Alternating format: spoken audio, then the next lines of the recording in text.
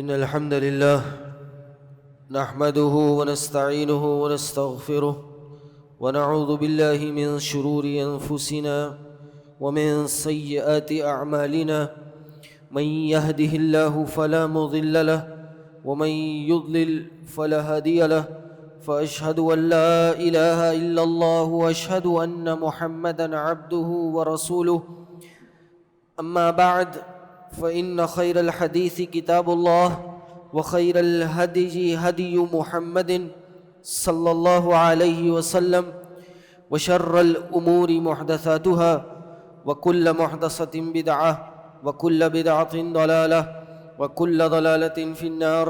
فأعوذ بالله السميع العليم من الشيطان الرجيم من حمده ونفخه ونفسه. بسم الله الرحمن الرحيم. يا أيها الذين آمنوا اتقوا الله حق تقاته ولا تموتن إلا وأنتم مسلمون.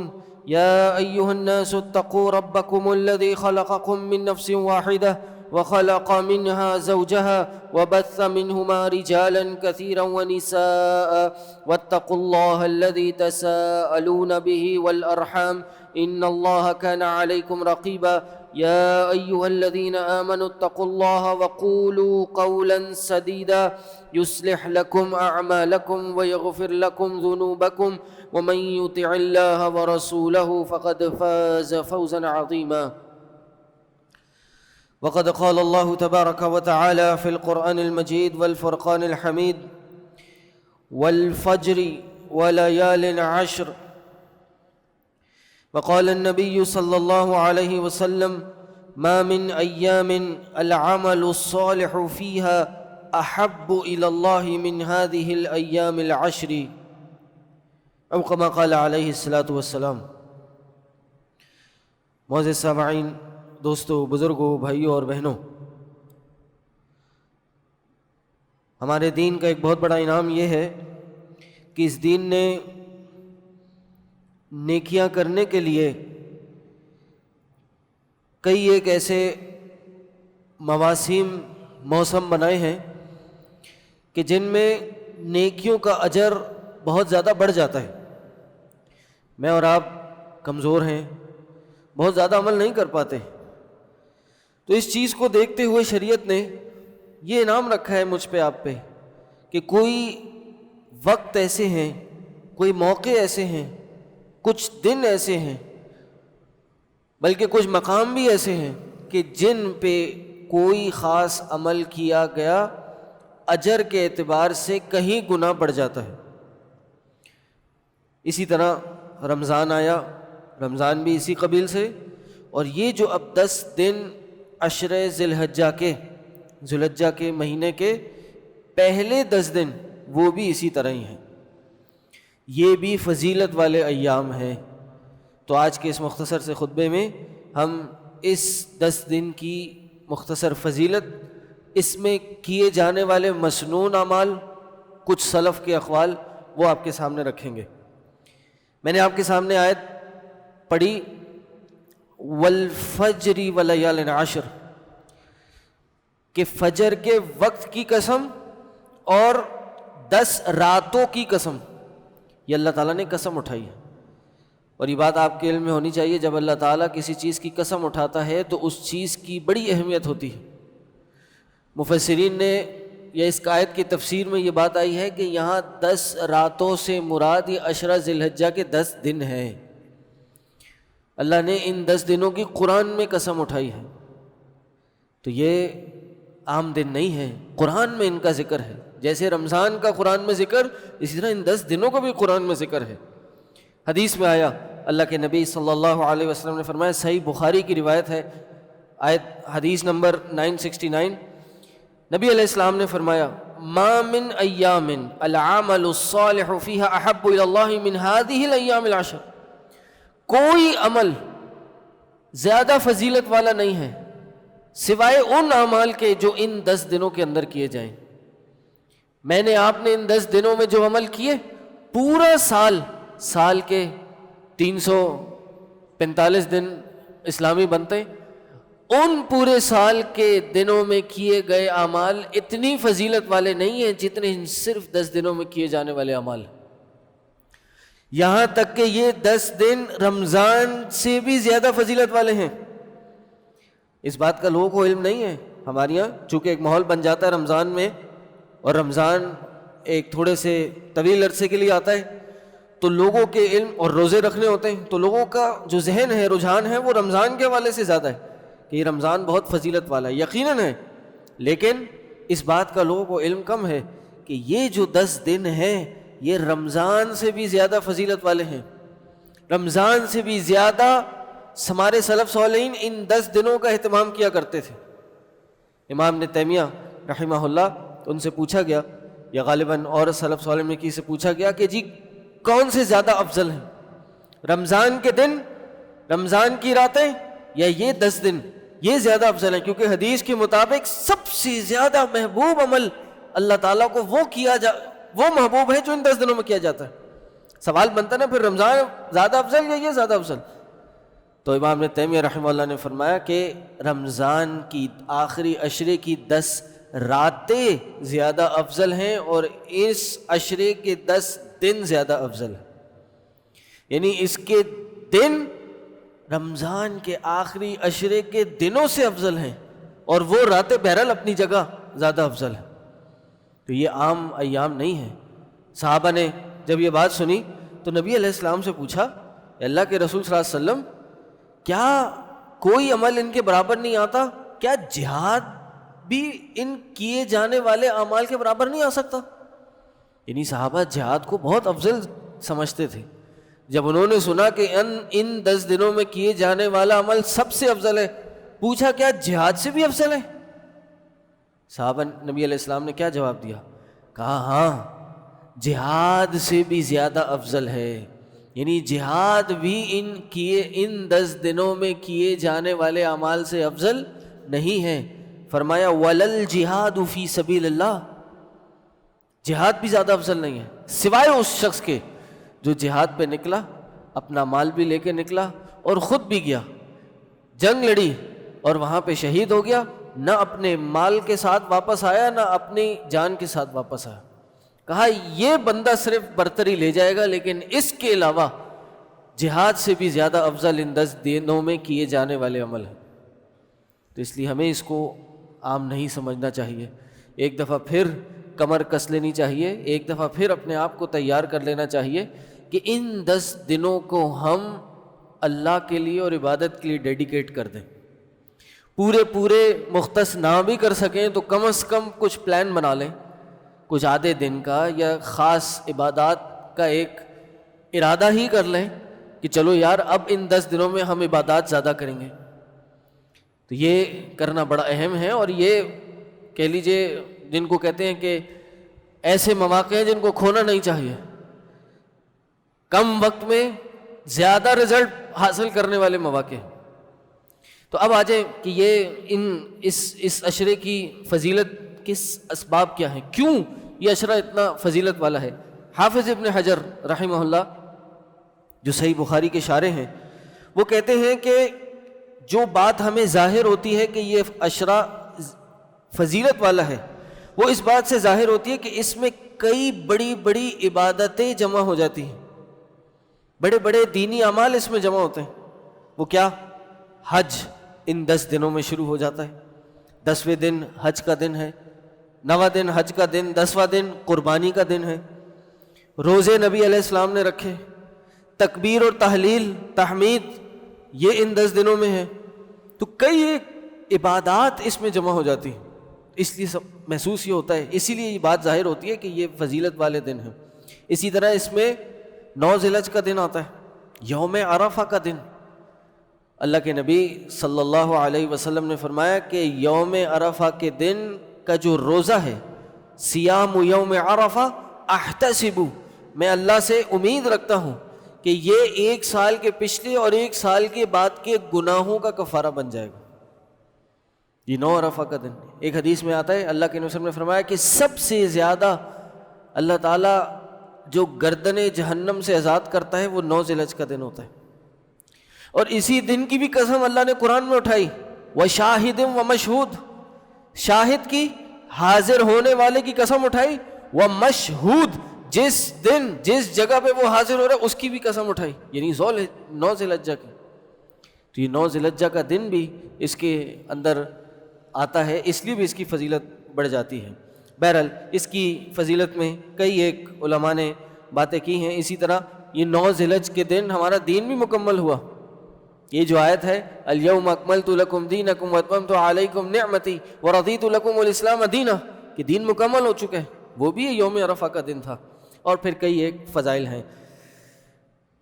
ایک اور اہم مسئلہ یوم عرفہ کے تعلق سے کہ یوم عرفہ دعاؤں کی قبولیت کا دن ہے.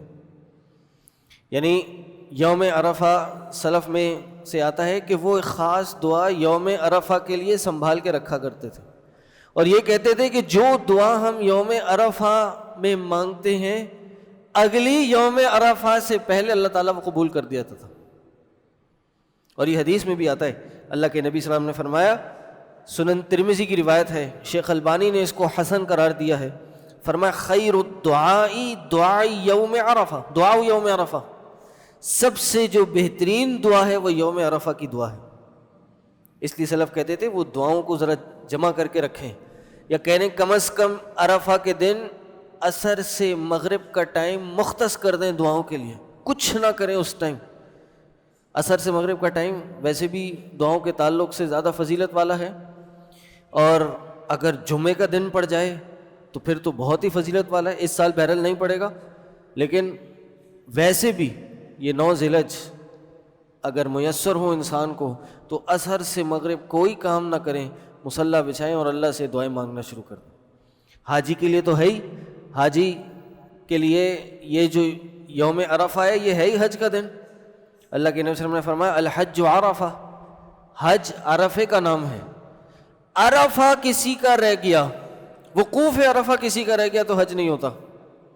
باقی سب چیزیں آگے پیچھے کفارے سے قضا سے ادا ہو سکتی ہیں، لیکن عرفہ اگر رہ گیا تو حج نہیں ہوتا. یہاں سے پتہ چلتا ہے کہ اس عرفہ کے وقوف اور یوم عرفہ کی کیا فضیلت ہے، حاجی کے لیے بھی کتنی فضیلت ہے. اور پھر روزہ اس دن، لیکن حاجی اگر کوئی حج پہ جا رہا ہے تو اس دن وہ روزہ نہیں رکھے گا، یہ مسنون نہیں ہے. یہ ہم آپ کے لیے ہیں جو اگر حج پہ نہیں جا رہے یہاں پر مقیم ہیں وہ روزہ رکھیں گے. ایک عمل یوم عرفہ کا روزہ ہو گیا ان 10 دنوں میں. اسی طرح باقی دنوں میں بھی روزہ رکھنا. اللہ کے نبی صلی اللہ علیہ وسلم نے فرمایا، یا ان کے بارے میں آتا ہے کہ نبی علیہ السلام 9 دنوں کا روزہ رکھا کرتے تھے. ان 10 ذی الحجہ میں یصوم 9، یہ 9 کے الفاظ ہیں، 9 دن کے روزے رکھا کرتے تھے. تو ڈیلی روزے رکھنا بھی اس میں بڑا مسنون عمل ہے. 9 کا پھر شامل ہو جاتا ہے، لیکن 10واں دن عید کا دن ہے، اس دن روزہ نہیں رکھنا. ایک اور عمل اس میں کیا کرنا ہے وہ بھی مشہور، ہم سب کو پتہ ہے، قربانی ہے. قربانی کا حکم کیا ہے؟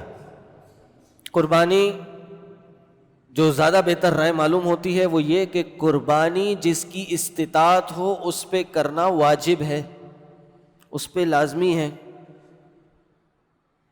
اور استطاعت کیا ہے؟ استطاعت یہ ہے کہ ایک شخص کے پاس اپنے عام روٹین کے خرچے اخراجات سے اضافی رقم ہو جس میں قربانی ہو سکے. مثلا آج کل سب سے کم جو قربانی کا جو ایک ریٹ ہے جو اجتماعی قربانی کا سامنے آیا ہے وہ تقریباً کوئی 20,000 ہے. اگر 20,000 پکڑ لیں تو اگر کسی کے پاس اپنے گھر کے راشن خرچے جو بنیادی خرچے اخراجات ہیں اس سے اضافی 20,000 روپے ہیں تو اس پہ قربانی واجب ہے. اور جو اس استطاعت کے باوجود بھی قربانی نہیں کرتا، اللہ کے نبی صلی اللہ علیہ وسلم کے بڑی سختی غصے والے الفاظ ہیں اس شخص کے لیے. فرمایا کہ جو شخص استطاعت رکھے قربانی کرنے کی اور پھر بھی وہ قربانی نہ کرے تو فلا یقربن مصلانا، اس کو چاہیے کہ ہمارے مصلی عیدگاہ کے قریب بھی نہ آئے. تو اس لیے یہ آپشن نہیں ہے. اگرچہ فقہاء نے اس پہ بحث کی ہے، لیکن صحیح بات یہ ہے، احتیاط والی بات یہ ہے کہ اگر استطاعت ہے تو یہ کر لی جائے، ایک پتی تو کم از کم ڈال لی جائے. کس پہ فرض ہے؟ گھر کے سربراہ پہ، سب پہ نہیں ہے. گھر پہ اگر 5 افراد ہیں، میاں بیوی 2-3 بچے ہیں، تو صرف ایک سربراہ جو گھر پہ کمانے والا ہے، صرف وہ قربانی کرتے تو سب کے لیے کافی ہو جاتا ہے۔ اگر گھر پہ 2 کمانے والے ہیں، 2 فیملیز رہ رہی ہیں، کچن ایک ہے، سب کا سیٹ اپ ایک ہی میں ہوتا ہے، تب بھی ایک بندہ قربانی کرے گا تو سب پہ کفایت کر جائے گی۔ زیادہ کر لیں بہت اچھی بات ہے، لیکن دکھاوا مقصود نہ ہو، شوہر بھی کر لے، بیوی بھی کر لے۔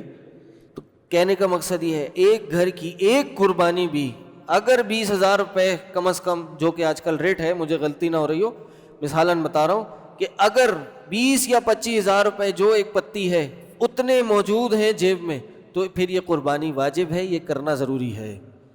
اور پھر اس کے بہت فضائل ہیں۔ سب سے زیادہ، یہ کہہ لیجیے سب سے افضل صدقہ یہ قربانی ہے، سب سے افضل۔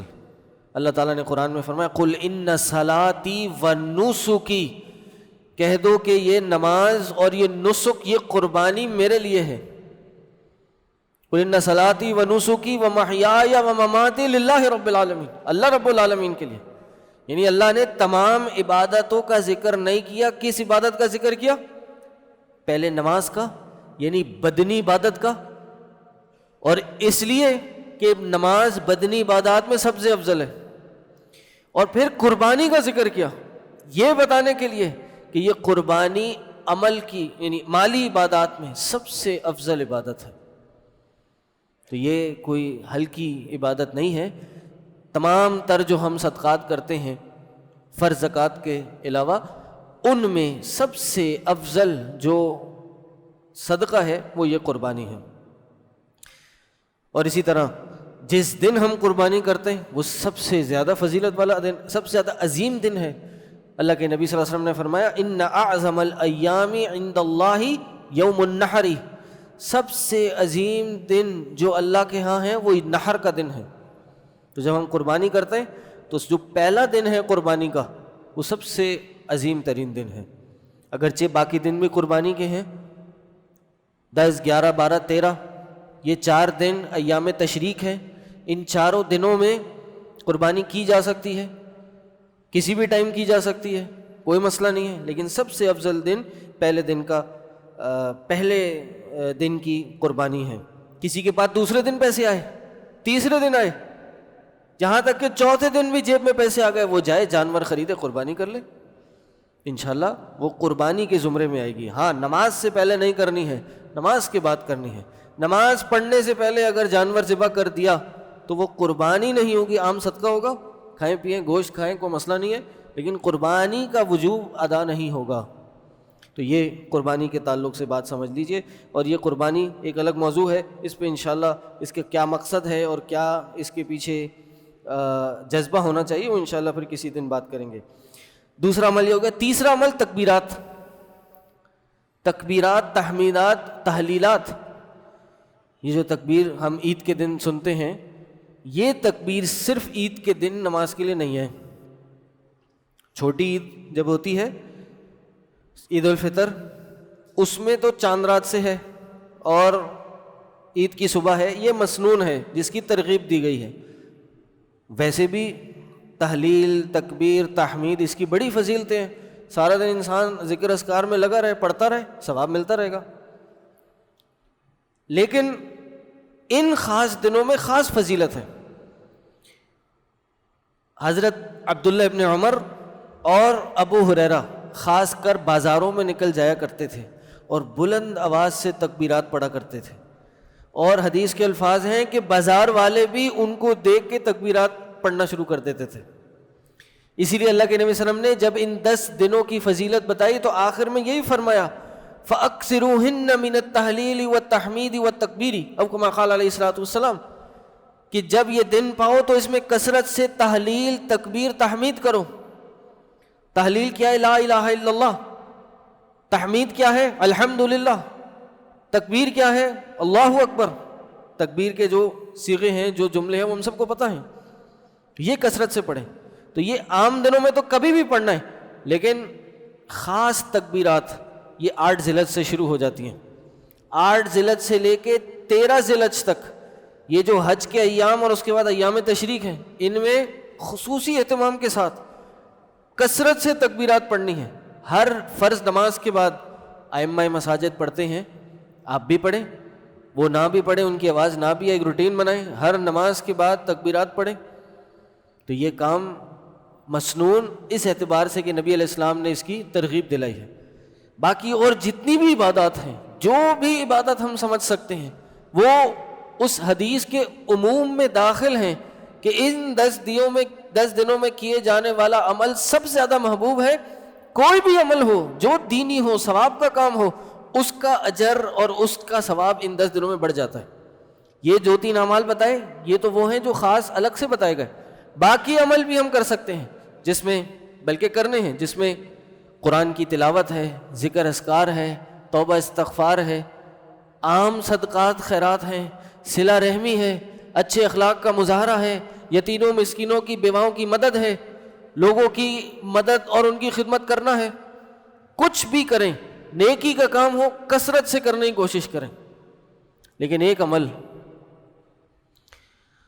جس کا میں کہوں گا سب سے پہلے ہمیں اہتمام کرنا ہے، سب سے بنیادی طور پہ جس کا ہمیں اہتمام کرنا ہے، وہ ہے نماز۔ ہم باقی اعمال میں تو بہت آگے نکل جاتے ہیں، قربانیاں تو بڑی بڑی ہو رہی ہیں، بڑے بڑے جانور بھی آ رہے ہیں، لاکھوں کی قربانیاں ہو رہی ہیں، کچھ گھروں میں تو کروڑوں کی بھی قربانیاں ہوتی ہیں، اللہ قبول کرے۔ لیکن یہ ساری کی ساری چیزیں برباد ہیں، ضائع ہو جائیں گی کب؟ جب انسان کی نمازیں پوری نہیں ہوں گی۔ ایک نماز جانتے بوجھتے انسان نے اگر چھوڑ دی، نبی علیہ السلام کا فرمان ہے کہ اس شخص نے کفر کیا یا اس نے شرک کیا۔ یہ نماز وہ عمل ہے کہ جس کو صحابہ نماز کے چھوڑے جانے کو کفر کے علاوہ کچھ نہیں سمجھتے تھے۔ جو شخص نماز پڑھنا چھوڑ دے، ائمہ کا فتویٰ ہے، بعض نے کہا کہ اس کو کفر، کافر ہونے کی وجہ سے قتل کر دو، بعض نے کہا کہ کافر ہونے کی وجہ سے نہیں، سزا کے طور پہ اس کو قتل کر دو جو نماز پڑھنا چھوڑ دے۔ دوسروں نے کہا کہ اس کو جیل میں بند کر دو، ساری زندگی جیل میں پڑا رہے، سڑتا رہے، جب تک توبہ نہ کر لے، نماز پڑھنا نہ شروع کر دے، اس کو جیل سے رہا مت کرانا۔ تو اس لیے کچھ بھی ہو جائے نماز ہماری فوت نہیں ہونی چاہیے، نماز ضائع نہیں ہونی چاہیے۔ 5 نمازیں دن میں فرض ہیں، 5 نمازیں پڑھنے سے انسان نیک نہیں بنتا، مسلمان بنتا ہے، یہ بات یاد رکھیے۔ کوئی سمجھے میں تو 5 نمازیں پڑھ رہا ہوں، بہت بڑا کام کر لیا میں نے، نہیں بھائی، ابھی صرف مسلمان ہوئے ہیں، ہاں ابھی صرف اسلام کا ٹیگ لگا ہے آپ پہ، ابھی مسلمانوں کی جماعت میں شامل ہوئے ہیں، نیک نہیں ہوئے۔ نیک بننے کے لیے مزید کام کرنا ہے۔ تو اگر ہم قربانیاں کر رہے ہیں، ہم روزے رکھ رہے ہیں، ہم صدقے خیرات کر رہے ہیں، بہت اچھی بات ہے، لیکن نمبر 1 نماز ہے۔ نبی علیہ السلام نے فرمایا قیامت کے دن سب سے پہلا حساب اگر کسی چیز کا لیا جائے گا تو وہ نماز کا لیا جائے گا۔ اس میں کامیاب تو سب چیزوں میں کامیاب، لیکن اس میں کامیاب نہیں ہوا تو باقی سب چیزوں میں فیل ہو جائے گا۔ اس لیے نماز با جماعت کا اہتمام مردوں کے لیے اور خواتین کے لیے گھروں میں یہ لازم ہے، اور اپنے وقت میں۔ یہ جو ایک ہمارے یہاں ایک کانسیپٹ ہے کہ چلو یار فارغ ہو کے نماز پڑھ لیں گے، یہ نہیں ہے۔ مرد نے جماعت کے ساتھ پڑھنی تو جماعت کا ایک وقت ہے، اس میں پڑھنی ہے، اور اگر کسی وجہ سے، مجبوری کی وجہ سے جماعت نکل جائے تو اس کو اپنے وقت میں پڑھنا واجب ہے۔ پھر آپشن نہیں ہے کہ چلو یار ملا کے پڑھ لیں، شام کو گھر جا کے پڑھ لیں گے، ابھی مصروفیت ہے کام کر لیں، نہیں، جہاں میسر آئے وضو کریں، کھڑے ہو کے نماز پڑھ لیں، کیونکہ نماز اپنے وقت سے نکل گئی تو وقت صرف نہیں نکلا بلکہ نماز ہی نکل گئی۔ حج اگر ذوالحجہ میں نہیں کیا تو کیا خیال ہے محرم میں ہو سکتا ہے حج؟ ربیع الاول میں ہو سکتا ہے؟ رمضان میں حج ہو سکتا ہے؟ نہیں۔ تو نماز کا بھی اپنا ٹائم ہے، فجر کا ٹائم، ظہر کا ٹائم، عصر کا ٹائم، یہ وقت اگر نکل گیا تو وہ نماز گئی، تو اس کو اسی وقت میں پڑھنا ہے۔ نہیں پڑھیں گے تو نماز کے ترک کرنے والوں میں شامل ہو جائیں گے۔ یہ جمع نہیں ہوتی نماز، جمع سے مراد پورے دن کی نمازیں جمع کرنا، صحیح؟ تو سب سے پہلے اگر کسی چیز کا ہمیں اہتمام کرنا ہے تو نمازوں کی پابندی کرنی ہے، نماز پابندی سے پڑھیں، نماز پابندی سے پڑھنا شروع کریں گے، پھر دیکھیں مزید عمل میں، مزید زندگی میں برکت آنا شروع ہوگی، مزید اعمال کرنے کی اللہ توفیق بھی دے گا اور خواہش بھی دے گا۔ اللہ سے دعا ہے اللہ تعالیٰ ہمیں ان سب باتوں کو سننے کی، سمجھنے کی اور عمل کرنے کی توفیق عطا کرے۔ اللہ تعالیٰ ہم سب کو اس عشر ذی الحجہ کا خوب فائدہ اٹھانے کی توفیق عطا کرے۔ وآخر دعوانا الحمدللہ رب العالمین۔